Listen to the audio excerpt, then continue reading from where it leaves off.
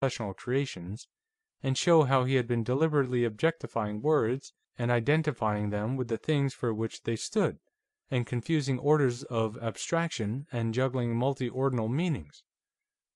He was going to lend me his Koran, a book called Science and Sanity, and then he took a job with an ad agency in Chicago, and I got married, and—" Rand nodded. "Then you realize that the word is not the thing spoken of, and that the inference is not the description, and that we cannot know all about anything, etc.," he added hastily, like a papist signing himself with the cross. "Well, some considerable disregard of these principles seems to have existed in this case. Dunmore is seen in a bathrobe, his feet bare, and making wet tracks on the floor, his hair wet, etc. Straight away, one and all appear to have assumed that he was in the tub, splashing soapsuds around, while Lane Fleming was being shot.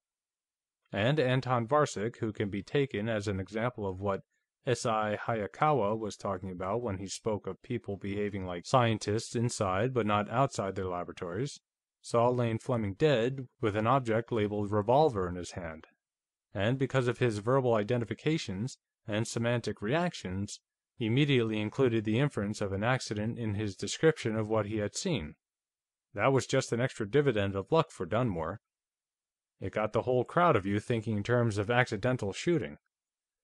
Well, from there out, everything would have been a wonderful success for Dunmore, except for one thing. Arnold Rivers must have heard somehow that Lane Fleming had been shot with a Confederate .36 that he'd bought somewhere that day, and that the revolver was in the hands of this coroner of yours.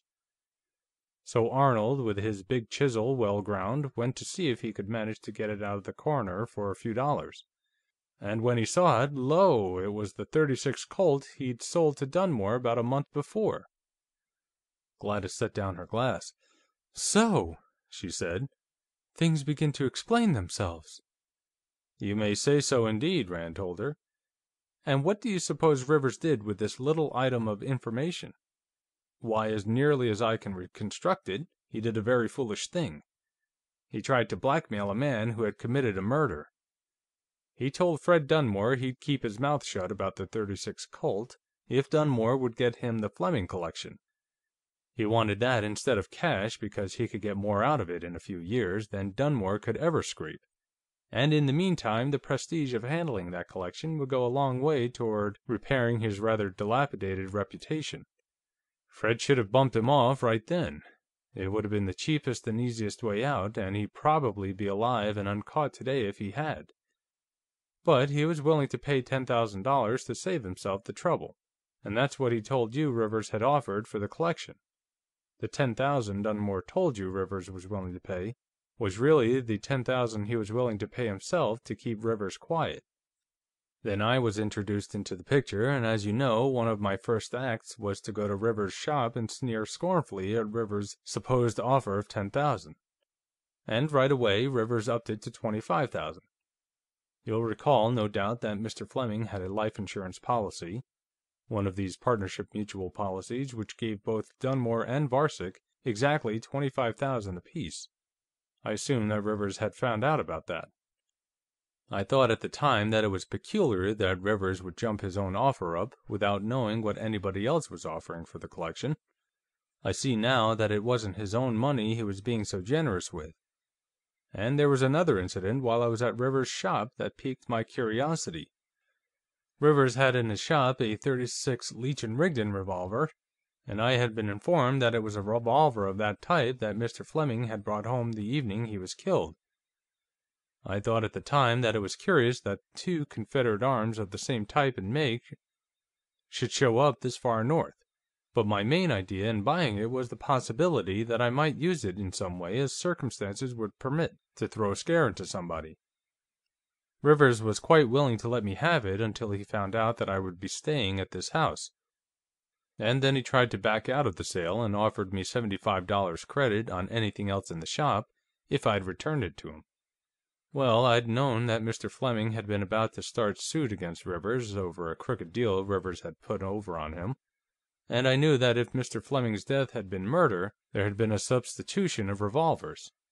So I showed the gun I'd bought from Rivers to Philip Cabot, who had seen the revolver Mr. Fleming had bought, and he recognized it.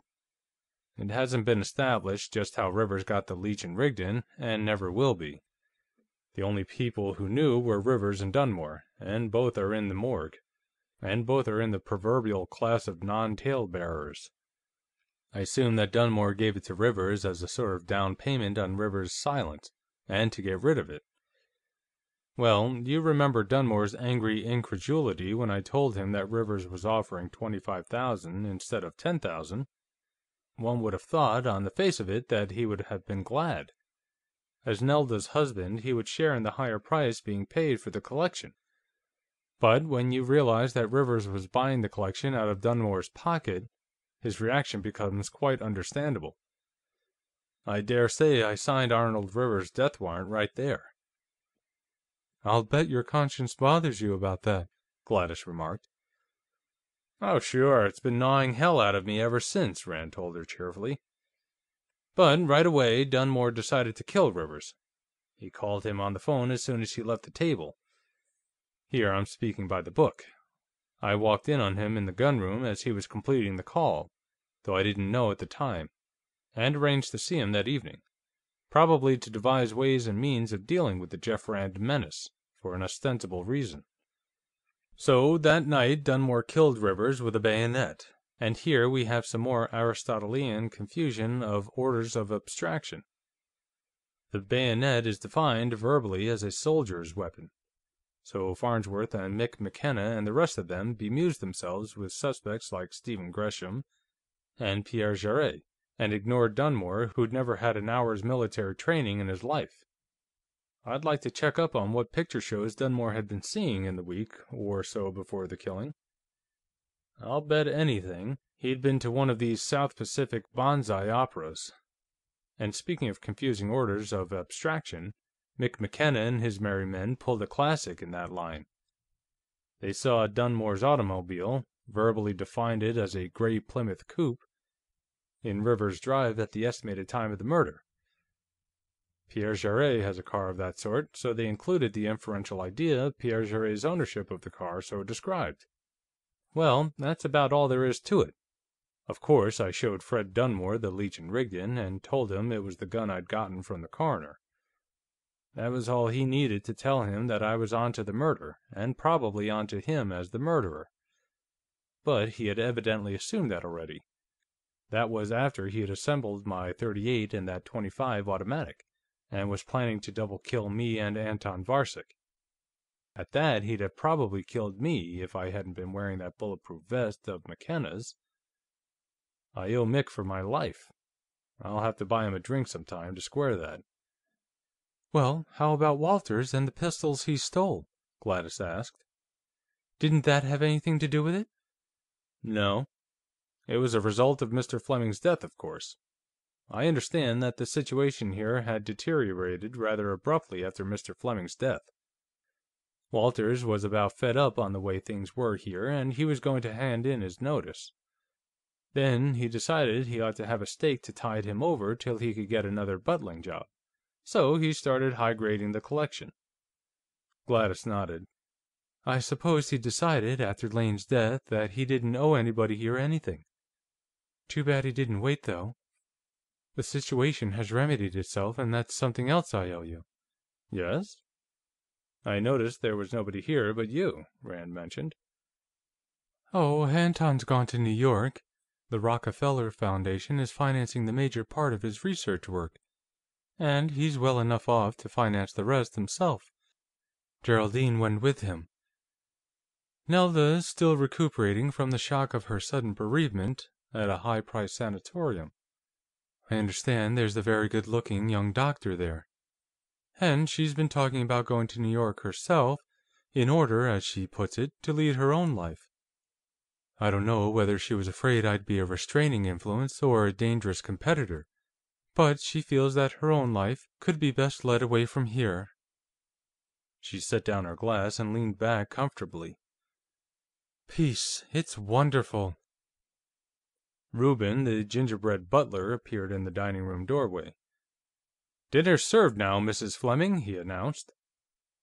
Rand rose, and Gladys took his arm.